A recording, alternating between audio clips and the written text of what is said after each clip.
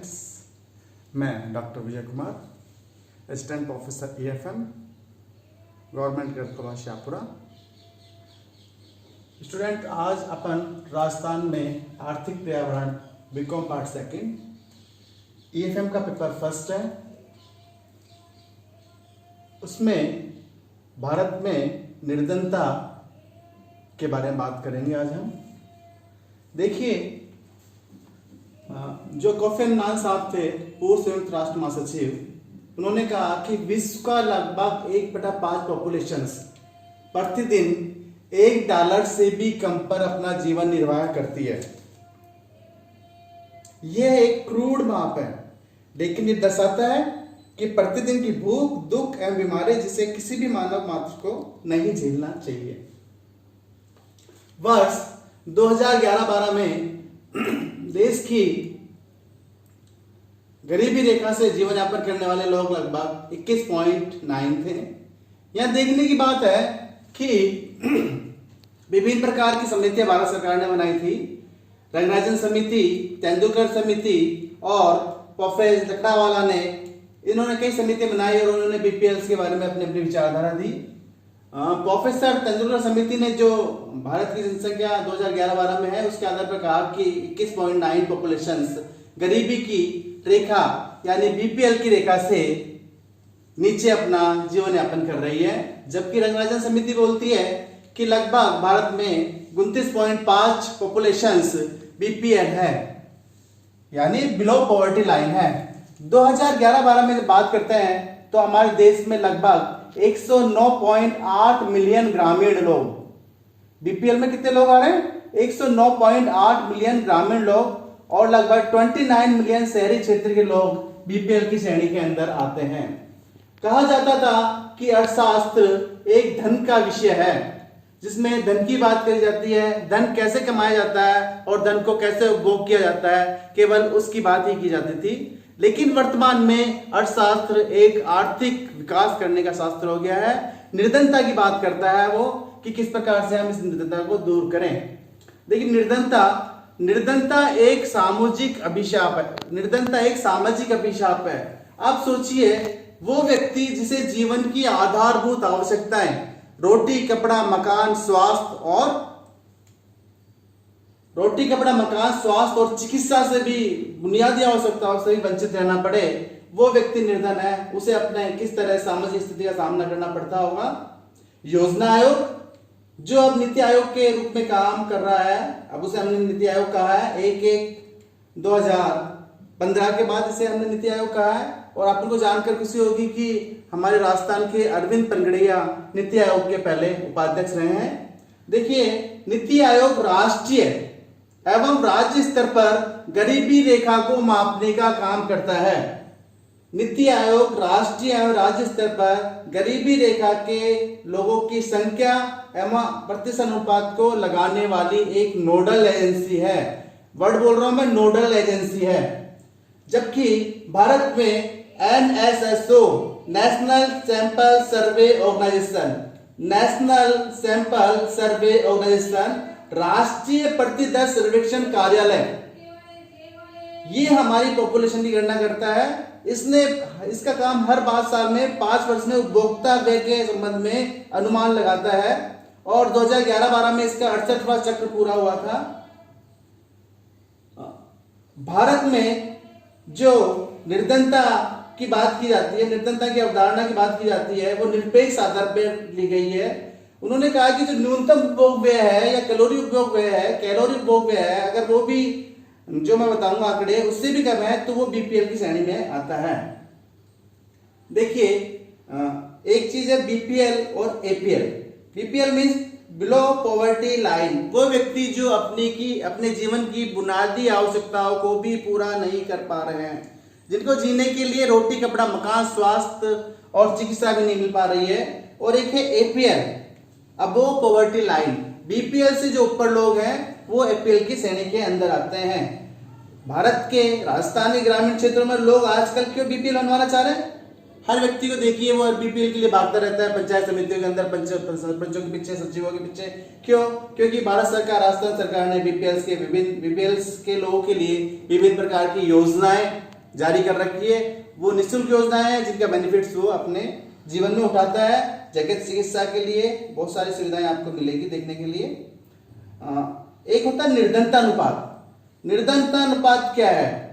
अगर देश में निर्धन व्यक्तियों की संख्या में देश की पॉपुलेशन का भाग दे दिया जाए, मैं बोल रहा हूं देश में निर्धन व्यक्तियों की संख्या का देश की पॉपुलेशन का भाग दे दिया जाए और उसको 100 से गुना कर दिया जाए तो हमारे सामने निर्धनता अनुपात आ जाता है। उसे हम निर्धनता अनुपात कहते हैं। अपन चलते हैं आगे की तरफ कि गरीबी रेखा को या गरीबी के बारे में या निर्धनता के बारे में क्या क्या अवधारणाएं हैं। देखिए, दो प्रकार की अवधारणाएं हैं, एक है निरपेक्ष अवधारणा और दूसरी सापेक्ष अवधारणा।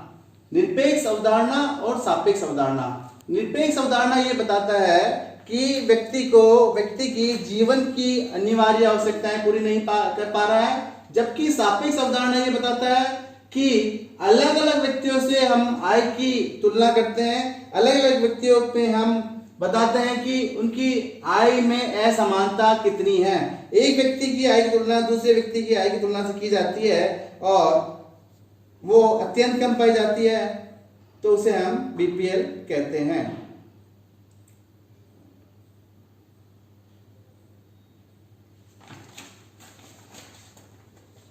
बात करते हैं हम कि प्रोफेसर लकड़ावाला ने अपनी जो बात कही थी, उन्होंने निर्धनता के अनुपात लगाए थे वो यूआरपी।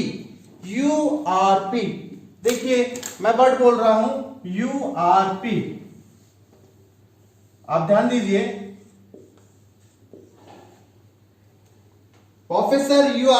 प्रोफेसर लकड़ावाला ने यूआरपी यूनिफॉर्म रेफरेंसेस पीरियड पद्धति के आधार पर निर्धनता का अनुपात लगाया था, निर्धनता की बात की थी। और योजना आयोग ने 2005 में सुरेश डी तेंदुलकर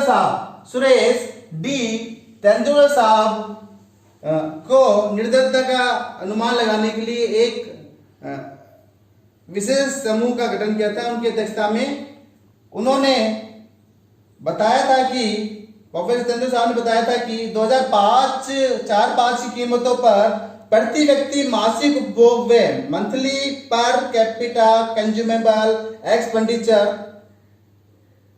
की बात की थी। उन्होंने बताया था कि 2004-5 की कीमतों पर यदि व्यक्ति 446.68 रुपए एवं, मैं बात कर रहा हूं प्रोफेसर तेंदुलकर की समिति से संबंध में, रुपए ग्रामीण क्षेत्र में, विलेजिंग क्षेत्र में एवं 578.80 रुपए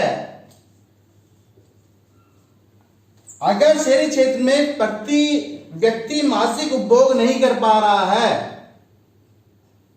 मैं वापस बोल रहा हूं, आप देखिए, अगर कोई व्यक्ति ग्रामीण क्षेत्र में है और 446.68 रुपए ग्रामीण क्षेत्र में है और 446.68 रुपए अपने मासिक उपभोग व्यय नहीं कर पा रहा है एवं अगर 578.80 रुपए शहरी क्षेत्र का व्यक्ति अगर वो खर्च नहीं कर पा रहा अपने जीवन में मासिक उपभोग व्यय पर, तो वो बीपीएल है, वो बिलो पॉवर्टी लाइन वाला व्यक्ति माना जाएगा। ये आपने 2004-5 के है, 4-5 की बात की है मैंने यहाँ पे। एनएसएसओ ने, आगे बात करते हैं हम कि एनएसएसओ में समझ गया आप, NSSO national sample survey organisation of India, NSSO ने निर्धनता की निरपेक्ष अवधारणा को स्वीकार किया है। निरपेक्ष अवधारणा, वो अवधारणा जिसमें व्यक्ति अपनी जीवन की न्यूनतम आवश्यकताओं को भी पूरा नहीं कर पाता है। उन्होंने कहा, तेंदुलकर समिति की जो अनुशंसा थी उसके आधार पर बीपीएल की गणना की योजना आयोग ने 2011-12 में। उन्होंने कहा, अखिल भारतीय स्तर की बात कर रहे हैं हम, उन्होंने कहा कि 816 रुपए 2011-12 की ये बात थी, 2004-5 की ये बात कर रहे हैं हम 2011-12 की। 2011-12 में 2011-12 में यदि व्यक्ति जो ग्रामीण क्षेत्र में है, ग्रामीण क्षेत्र में 816 रुपए और जो शहरी क्षेत्र में है 1000 रुपए, अगर उनका मासिक उपभोग व्यय MPCE अगर मासिक उपभोग व्यय इन रुपयों से कम है तो व्यक्ति वो निर्धन है, वो व्यक्ति निर्धनता रेखा से नीचे अपना जीवन यापन कर रहा है। 2011-12 में डॉक्टर सी रंगराजन समिति ने कहा कि राजस्थान में जो निर्धनता अनुपात है वो 21.7 है। बात कर रहे हैं राजस्थान की और बात कर रहे हैं डॉक्टर सी रंगराजन समिति की। उनके अनुसार लगभग भारत में राजस्थान में 21.7 बीपीएल लोग निवास करते हैं और ये ग्रामीण क्षेत्रों में इसका निर्धनता अनुपात, मैं वापस लिख देता हूं आपकी सुविधा के लिए कि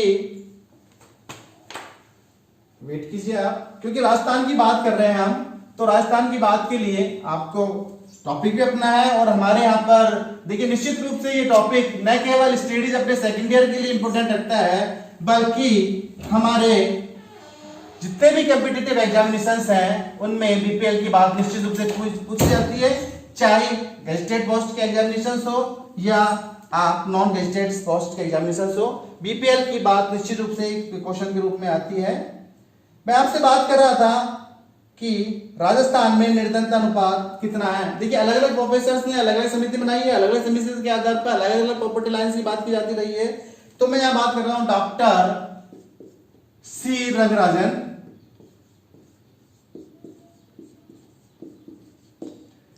डॉक्टर सी रंगराजन की समिति थी। उन्होंने कहा 2011-12 में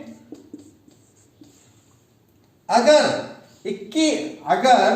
उन्होंने कहा कि राजस्थान में निर्धनता अनुपात 21.7 है। राजस्थान में निर्धनता अनुपात, ये बात कर रहे हैं हम निर्धनता अनुपात इन राजस्थान 21.7 है। और अगर बात करते हैं कि ग्रामीण क्षेत्र में कितना है, तो ग्रामीण क्षेत्र में ये निर्धनता अनुपात राजस्थान में 21.4% है एवं शहरी क्षेत्र में 22.5% है। यानी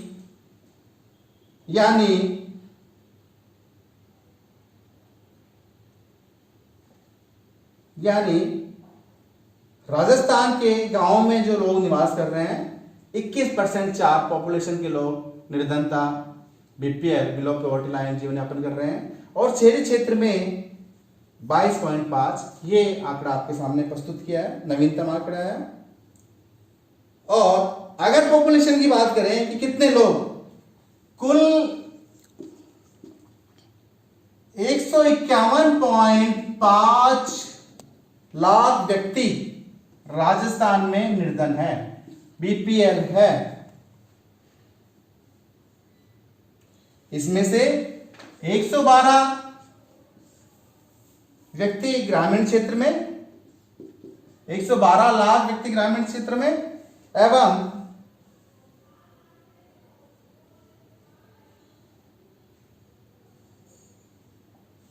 39.5 व्यक्ति शहरी क्षेत्र में हैं।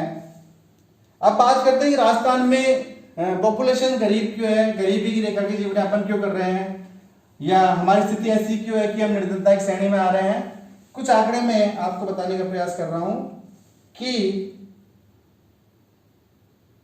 भारत की बात कर रहा हूं इस समय। भारत में सर्वाधिक निर्धनता अनुपात छत्तीसगढ़ के अंदर है। छत्तीसगढ़, याद रखिए ये केवल न इस सेकंड ईयर के लिए बल्कि किसी भी कंपटीशन के लिए ये टॉपिक एक महत्वपूर्ण है, अपना मुख्य उद्देश्य रखता है। इसको परीक्षा में निश्चित रूप से इसके मार्क्स आएंगे 47.9। इसलिए मैं बात को भारत स्तर से लेते लेते राष्ट्रीय स्तर पे आ रहा हूं। भारत की बात करी हमने, भारत की निर्धनता की बात करी, भारत की गरीबी की बात करी, उसके बाद हम राजस्थान में आए। अगर छत्तीसगढ़ की बात करते हैं तो छत्तीसगढ़ में सबसे ज्यादा निर्धनता अनुपात है 47.9% और सबसे कम जो लोग गरीब रह रहे हैं वो गोवा में है। 6.3% लोग गोवा में हैं जो बीपीएल हैं। देखिए राजस्थान में निर्धनता के वो प्रभावित करने वाले कारण राजस्थान में निर्धन क्यों है? तो सबसे पहली बात है कि हमारी ऐतिहासिक है भौगोलिक परिस्थितियां। हमारे राजस्थान की जो भौगोलिक परिस्थिति है वो आपको जानकारी है, लगभग 60% क्षेत्रफल हमारे यहाँ पे मरुस्थल के अंदर आता है। अगर जिस राज्य का 60% क्षेत्रफल मरुस्थल में आता हो, जहां नितांत रूप से पानी की कमी पाई जाती हो, फसलें उत्पादनों में समस्या आती हो, ऐसी जगह पर आप सोच सकते हैं कि वहां लोग किस तरह से निर्धन अपना जीवन यापन कर रहे हैं। सेकंड बात करते हैं कि जनसंख्या वृद्धि। देखिए 2000 सेकंड बात है जनसंख्या वृद्धि। राजस्थान में निर्धन क्यों है? जनसंख्या वृद्धि कि राजस्थान में जनसंख्या वृद्धि क्या थी? अगर बात करते हैं राज्य में वृद्धि दर 2001-2011, देखिए अपन को पता है 2001-2011 क्यों बताइए? क्योंकि हर 10 वर्ष में जनसंख्या पॉपुलेशन काउंटिंग होती है, 10 वर्ष के अंदर होती है, इसलिए हम वृद्धि दर की तुलना करेंगे तो 10 वर्ष ही करेंगे। तो राज्य में वृद्धि दर 2001-11 के अंदर 21.30 थी, राज्य की बात कर रहा हूं मैं। और जबकि राष्ट्र में जो वृद्धि दर थी 2001-11 के अंदर, राष्ट्र मतलब देश स्तर पर जो वृद्धि दर थी वो थी 17.7। यानी सीधी सी बात है, हमारे राज्य के अंदर पॉपुलेशन की रेट ज्यादा है, जबकि भारत स्तर पर पॉपुलेशन की रेट राज्य की तुलना में कम है। अगर जिस राज्य की पॉपुलेशन ज्यादा होगी तो डेफिनेटली वहां पर लोग बीपीएल होंगे। बीपीएल क्यों होंगे? क्योंकि बीपीएल में जो पॉपुलेशन के अंदर जो ग्रामीण लोग हैं वो ज्यादा आते हैं। और इसके अलावा जो एससी एसटी ओबीसी का प्रतिशत है, SC ST, I repeat again, SC ST OBC का जो प्रतिशत है वो ज्यादा होता है और इसमें सामान्यतः गरीबी पाई जाती है। मैं वर्ड्स यूज कर रहा हूं एससी एसटी ओबीसी, इसमें सामान्यतः गरीब व्यक्ति या गरीबी पाई जाती है। ज्यादा मात्रा में जो पॉपुलेशन है, इनकी पॉपुलेशन की जो पार्ट्स है, इनकी पॉपुलेशन में जो व्यक्ति हैं वो ज्यादा गरीब पाए जाते हैं। इसलिए हमारा राज्य पॉपुलेशन की दृष्टि से तेजी से बढ़ रहा है और तेजी से गरीबी की तरफ जा रहा है। कृषि उत्पादन में अनिश्चितता,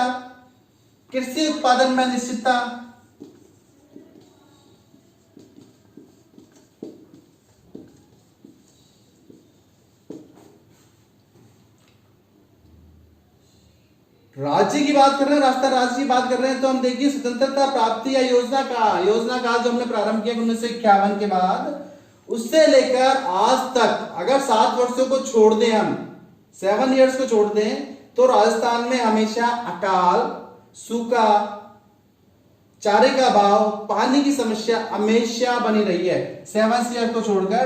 तो आप सोच सकते हैं कि हमारे यहाँ जहां पर कि राज्य में सूखा, अकाल, पानी की समस्या, खाने की समस्या, चारे की समस्या, खाद्यान्न की समस्या, सारी समस्याएं हैं, तो वहां के लोग निश्चित रूप से बीपीएल होंगे। पिछड़ा सामाजिक ढांचा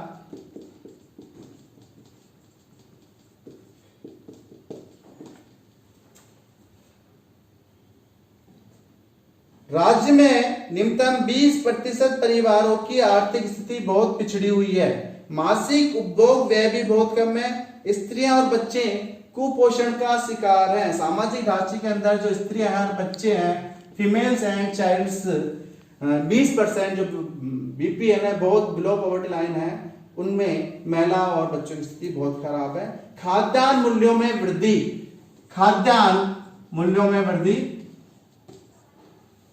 दाल, चीनी, तेल जो हमारे लिए जीवन के लिए आधारभूत आवश्यकताएं हैं, उनमें निश्चित रूप से तेजी से बढ़ोतरी होती रहती है। अगर इनमें बढ़ोतरी होगी और जो व्यक्ति है उसकी मासिक आमदनी कम रहेगी। देखिए मैं क्या बोल रहा हूं, खाद्यान्नों में बढ़ोतरी होती है, दूसरी तरफ उसकी मासिक आय लिमिट है, सीमित है, स्थिर है, और दूसरी तरफ खाद्यान्न बढ़ रहे हैं, तेजी से रेट्स बढ़ रही है, तेल चीनी का भाव बढ़ रहा है, तो वो अपना जो उपभोग व्यय है, कैंडिडेट क्या करेगा, अपना जो मासिक आय है उसमें से उपभोग व्यय पर वो कम राशि व्यय करेगा। और अगर उपभोग, जो हमारा मापदंड ही कैलोरी पर है, अगर उपभोग व्यय कम कर रहा है, कैलोरी नहीं मिल रही है उसे, तो हम वो बीपीएल की श्रेणी में चला जाएगा। राजस्थान में औद्योगिक पिछड़ापन है, सब जानते हैं। पंजाब, हरियाणा, गुजरात, महाराष्ट्र आदि राज्यों से हम तुलना करते हैं तो हमारे यहाँ पर बहुत अधिक पिछड़ापन औद्योगिक क्षेत्र में पाया जाता है। तो बात करते हैं आगे जाके कि राजस्थान में गरीबी का निवारण कैसे किया जाता है, कैसे कर सकते हैं हम, गरीबी को दूर कैसे कर सकते हैं। देखिए, हर व्यक्ति चाहता है कि वो बीपीएल नहीं रहे, वो एपीएल रहे, वो अपना जीवन आसानी से और आवश्यकताओं को पूरा करते हुए, अपने जीवन की अनिवार्य आवश्यकताओं को पूरा करते हुए वो यापन कर सके, अपना जीवन जी सके।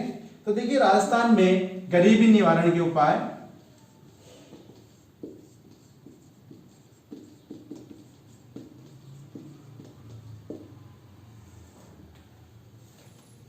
जनसंख्या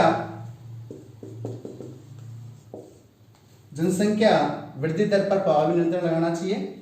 जनसंख्या वृद्धि दर पर प्रभावी नियंत्रण लगाना चाहिए। जनसंख्या कम की जानी चाहिए। दूसरी बात करते हैं, प्रदेश में रोजगार की निश्चित योजनाएं बनानी चाहिए। रोजगार की निश्चित योजनाएं, अगर निश्चित योजनाएं हैं और व्यक्ति को रोजगार मिलता रहेगा तो बीपीएल कम हो जाएगा। सामाजिक सेवाओं का विस्तार किया जाना चाहिए। सामाजिक सेवाओं का विस्तार, भूमि सुधार कार्यक्रम है उनको प्रभावी ढंग से लागू किया जाना चाहिए। सार्वजनिक निर्माण कार्य को बढ़ावा दिया जाना चाहिए। जो योजनाएं हैं वो ग्रामीण क्षेत्रों में ज्यादा से ज्यादा और उनको रोजगार देने वाली योजनाएं लाई जानी चाहिए, जिससे कि वो रोजगार प्राप्त कर सके और आय या आमदनी प्राप्त कर सके। अगर व्यक्ति की आय या आमदनी मिलेगी तो निश्चित रूप से वो मासिक उपभोग व्यय ज्यादा करेगा। लघु एवं कुटीर उद्योग धंधों को बढ़ावा दिया जाना चाहिए। जो ग्रामीण क्षेत्र में लघु उद्योग है, हस्तशिल्प उद्योग है, कुटीर उद्योग है, उनको अगर हम प्रोमोट करेंगे, उनको हम आगे बढ़ाएंगे तो ग्रामीण क्षेत्र में बीपीएल की समस्या कम होगी। और सबसे अंत में कृषि क्षेत्र है, उसके अंदर कृषि क्षेत्र में रिसर्च अनुसंधान को बढ़ावा दिया जाना चाहिए। क्यों? अगर रिसर्च को आपने इसके अंदर बढ़ावा दिया और पैदावार ज्यादा हुई, कृषक की पैदावार अगर ज्यादा होती है और कृषि उन्नत होती है तो उसको कृषि में रोजगार मिल जाएगा। और कृषि में रोजगार मिल गया, पैदावार ज्यादा हो गई, उसकी सेल्स ज्यादा हो गई, उससे ज्यादा पैसे मिले तो डेफिनेटली वो ज्यादा आमदनी प्राप्त करेगा, तो वो अपना जीवन अच्छे से एपीएल से जी पाएगा। कुछ योजनाएं मैं आपको नाम लेता हूं, अपन अगली क्लास के अंदर इसकी डिटेल बात करेंगे। देखिए, जो रोजगार सृजन के जो कार्यक्रम थे, रोजगार सृजन कार्यक्रम थे, प्रमुख रूप से निम्नलिखित थे।